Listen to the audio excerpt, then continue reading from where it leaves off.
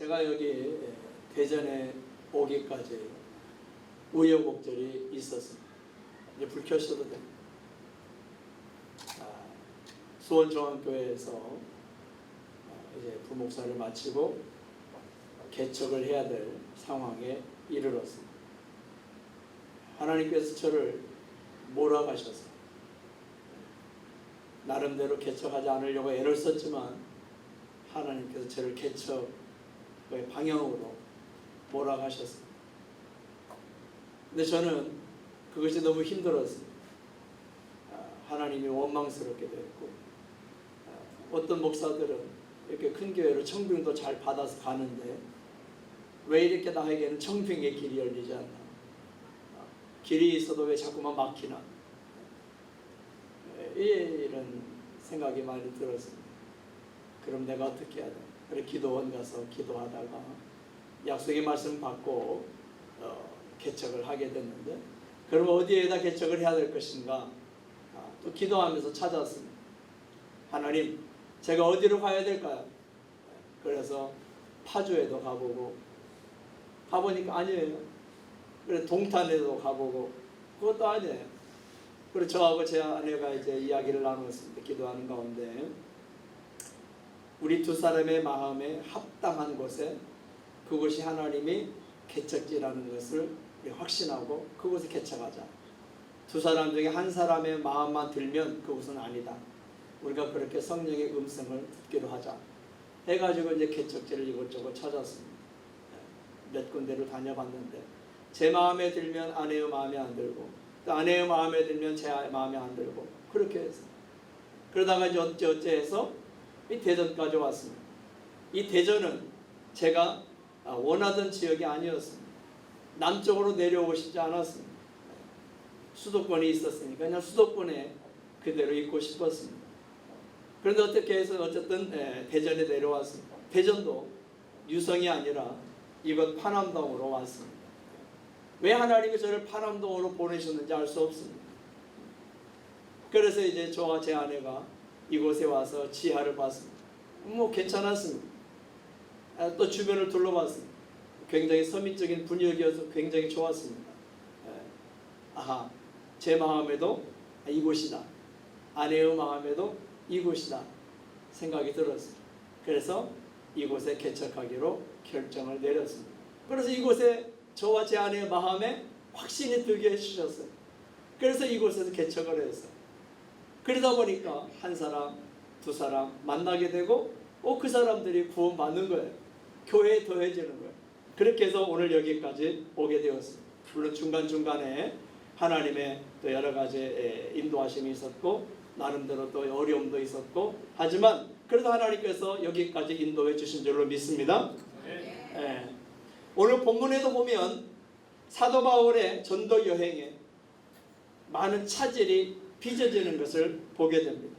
바울이 가고자 하는 곳마다 성령께서 막으시고 허락하지 않으셨기 때문입니다. 본문 6절과 7절을 함께 읽겠습니다. 6절과 7절 시작. 성령이 아시아에서 말씀을 전하지 못하게 하시거늘 그들이 부르기아와 갈라디아 땅으로 다녀가 무시아 앞에 이르러 비두니아로 가고자 애쓰되 예수의 영이 허락하지 아니하시는지라. 아멘. 그렇다면 왜 성령 하나님은 바울이 가는 곳마다 막으셨을까요? 왜 허락하지 않으셨을까요? 아시아도, 그리고 부르기아도, 갈라디아도, 무시아도, 비두니아도 왜 성령께서 막으시고 허락하지 않으셨을까요? 그 지역들이 중요하지 않아서일까요? 그 지역에 사는 영혼들은 소중하지 않아서일까요? 그렇지는 않습니다. 디모데전서 2장 4절을 보면 이렇게 말씀합니다. 하나님은 모든 사람이 구원을 받으며 진리를 아는 데에 이르기를 원하시느니라. 아멘. 하나님은 모든 사람들이 구원받기를 원하신다고 말씀합니다. 하나님은 모든 사람들이 죄사함 받기를 원하신다고 말씀합니다.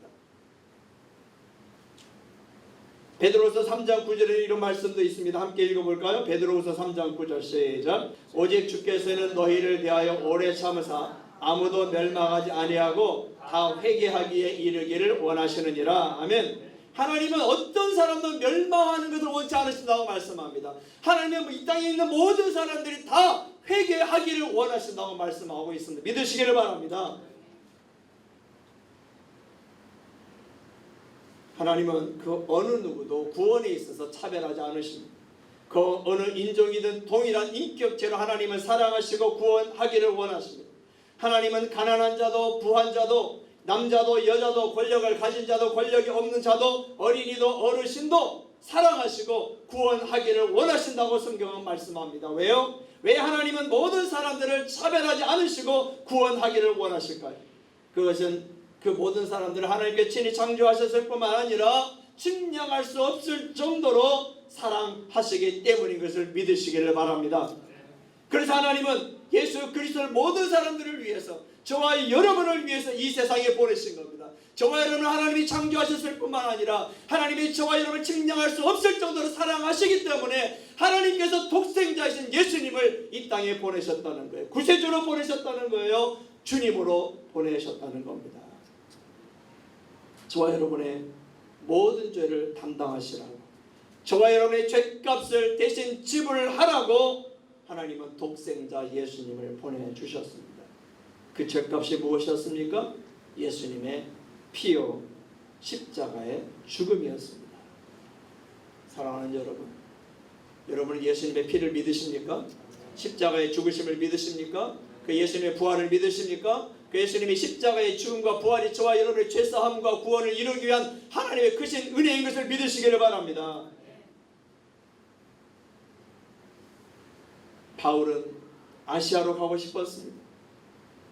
그곳이 막히자 이제는 무시아를 거쳐 갈라디아를 거쳐 부르기아를 거쳐 갈라디아를 거쳐 무시아를 거쳐 비두니아로 가고자 했습니다. 그런데 그 모든 곳들이 다 막혔습니다. 이렇게 바울이 가고자 하는 곳마다 길이 막혔을 때에 바울의 마음은 어땠을까요? 바울과 함께 했던 실라와 누가와 디모데의 마음은 어땠을까요? 왜 가고자 하는 곳마다 이렇게 막히는 거지? 하며 실망했지 않았을까요? 답답하게 됐을 겁니다. 힘들게 됐을 겁니다. 막막하게 됐을 겁니다. 도대체 어디로 가란 말입니까? 하나님, 도대체 우리가 어디로 가서 복음을 전해야 한다는 말씀입니까? 왜 이렇게 가는 곳마다 막히는 겁니까? 왜 이렇게 가는 곳마다 허락하지 않으시는 겁니까? 그런데도 바울은 복음을 전해야 할 곳을 계속해서 찾아다녔습니다. 그렇게 해서 바울이 간 곳이 어디였습니까? 드로아였습니다. 이 드로아는 그 옛날 BC 주전 1200년경에 트로이 전쟁이 있었던 곳입니다. 지난번 제가 지방회에서 성지순례 갔을 때에 이곳 드로아를 방문했었습니다. 저는 그곳에 가서 바울이 걸어갔을 그 길을 걸으면서 감격의 눈물을 흘렸던 기억이 있습니다. 그곳 드로아에서 바울은 드디어 모든 것을 깨달았습니다. 오늘 본문 8절부터 10절까지 함께 읽어보겠습니다. 8절부터 10절 시작. 무시아를 지나 드로아로 내려갔는데 밤에 환상이 바울에게 보이니 마게도냐 사람 하나가 서서 그에게 청하여 이르되 마게도냐로 건너와서 우리를 도우라 하거늘 바울이 그 환상을 보았을 때 우리가 곧 마게도냐로 떠나기를 힘쓰니 이는 하나님이 저 사람들에게 복음을 전하라고 우리를 부르신 줄로 인정하느라. 세 번역에서는 확신했다라고 번역해주고 있습니다. 드로아에서 밤에 바울이 환상을 봤습니다. 자다가 환상을 본 게 아닙니다. 만일 바울이 자다가 환상을 봤다면 누가가 기록했을 때에 자다가 환상을 봤다고 이렇게 기록을 했을 겁니다. 하지만 자다가라는 말은 없습니다. 누가가 기록하기를 밤에 환상이 바울에게 보이니 라고 했습니다. 이것은 바울이 밤에 기도하는 중에 환상을 봤다는 것을 암시해주고 있습니다. 바울은 바리새파 출신이죠. 그래서 그의 삶에, 그의 몸에는 기도가 배어 있습니다. 바리새파 사람들은 날마다 기도하는 사람입니다. 하루 3번씩 간절히 기도하는 사람들이었습니다. 그것이 바울에게 몸에 배어 있었습니다. 그는 쉬지 말고 기도하라고 권면할 정도로 기도가 많은 사람이었습니다. 특히 밤은 기도하기에 더없이 좋은 시간이죠. 베드로도 기도하다가 환상을 본 적이 있습니다. 욥바에서 기도 중에 하나님께서 하늘로부터 보자기에 쌓인 그 부정한 짐승들을 보여주면서 먹으라고는 그 환상을 봤지 않습니까? 그것이 바로 이방인을 향한 하나님의 그 구원의 뜻이 있음을 보여주는 환상이었지 않습니까? 기도하다가 베드로가 환상을 봤습니다. 바울도 역시 이 저녁에 드로아에서 기도하는 중에 환상을 보게 된 겁니다. 아마 바울은 복음을 전하러 가는 곳마다 막히는 것 때문에 그곳 드로아에서 하나님께 간절히 기도했을 겁니다. 어디로 가야 할지 알려달라고 기도했을 겁니다. 그때 환상이 나타나는 겁니다. 어떤 환상이었어요? 마게도냐 사람 한 사람이 나타나서 자기가 살고 있는 이 지역으로 와서 이 마게도냐로 와서 우리를 좀 도와달라 하는 간청하는 그런 환상을 봤습니다. 마게도냐는 드로아에서 가까운 유럽의 첫 땅이 지금의 그리스죠. 바울은 기도하는 중에 이 마게도냐 사람의 환상을 보면서 인정했습니다. 깨달았습니다. 확신했습니다. 무엇을 인정했어요? 무엇을 깨달았어요? 무엇을 확신했을까요? 아시아로 가는 길을 막으신 분이 성령이시고 비두니아로 가는 길도 막으시는 분이 예수님의 영 성령이신데, 하나님은 이 아시아가 아니고 비두니아가 아니고 바로 이 마게도냐 땅으로 가라시는 그런 뜻이 우리에게 있었구나 하는 것을 깨달았다는 것이죠. 우리를 마게도냐로 보내시려고, 우리를 유럽으로 보내시려고 그렇게 가는 곳마다 하나님의 성령께서 우리의 길을 막으셨구나. 우리가 깨닫지를 못하니까 이제는 하나님께서 환상을 보여주셔서 저 사람들에게, 마게도냐 사람들에게, 유럽 사람들에게 가서 복음을 전하도록 우리를 부르시는구나. 바울은 그 사실을 깨닫고는 즉시로 힘을 꾸렸습니다. 마게도냐로 가기 위해서 힘을 썼다고 성경은 말씀하고 있지요. 그가 이제 하나님의 뜻임을 알았기 때문에 더 이상 지체할 수가 없었습니다. 성령의 인도하심을 알았으니 곧바로 순종하고자 했습니다. 마게도냐 사람이 도와달라고 간청했으니 이제 바울 일행 빨리 가야만 했습니다. 사랑하는 성도 여러분, 우리도 때로는 내가 원하는 대로 안 될 때가 있습니다. 내 계획대로 안 될 때가 있습니다. 진로를 어디로 정해야 할지 모를 때가 있습니다. 일이 잘 안 풀릴 때가 있습니다. 그때는 정말 답답하지요. 힘이 듭니다. 막막합니다. 실망스러울 때도 있습니다. 자포자기하고 싶을 때도 있습니다. 그때 우리는 어떻게 해야 할까요? 기도의 자리로 나아가시기를 주님의 이름으로 축원합니다. 새벽이든 아침이든 저녁이든 밤중이든 하나님께 나아가 기도해야 함을 믿으시기를 바랍니다. 혹시 이 길을 성령께서 막으시는 것인가? 혹시 이 길을, 이 계획을, 이 일을 하나님께서 원하시지 않는 건가? 그렇다면 하나님이 원하시는 것은 무엇일까? 하나님은 어떤 길을 내가 가기를 원하시는 걸까? 내가 무엇을 하기를 하나님은 원하시는 걸까? 어떤 직업을 내가 선택해야 하는 것일까? 이런 기도의 제목을 가지고 하나님 앞에 나아가 간절히 기도하면 내 생각을, 내 고집을 내려놓을 수 있게 되는 겁니다. 하나님의 성령의 세미한 음성을 들을 수 있다는 사실을 믿으시기를 바랍니다. 기도하면 내 계획을 내려놓을 수 있는 용기가 생기는 겁니다. 그리고 기도하면 어떤 방식으로든 하나님의 응답이 저와 여러분에게 들려짐을 믿으시기를 바랍니다. 성경에는 기도하라는 말씀으로 가득합니다. 성경에는 기도 응답에 대한 약속도 가득합니다. 성경에는 기도 응답을 받은 하나님의 사람들로 가득합니다. 야고보서 5장 16절에 이렇게 말씀합니다. 함께 읽겠습니다. 야고보서 5장 16절 시작. 의인의 간구는 역사하는 힘이 큰 힘이니라. 아멘. 의인의 간구는 역사하는 힘이 크다고 말씀합니다. 세번역 성경은 이렇게 번역해주고 있습니다. 제가 한번 읽겠습니다. 의인이 간절히 비는 기도는 큰 효력을 냅니다. 의인이 간절히 비는 기도는 큰 효력을 낸다는 거예요. 쉬운 성경은 이렇게 번역했습니다. 제가 한번 읽어보겠습니다.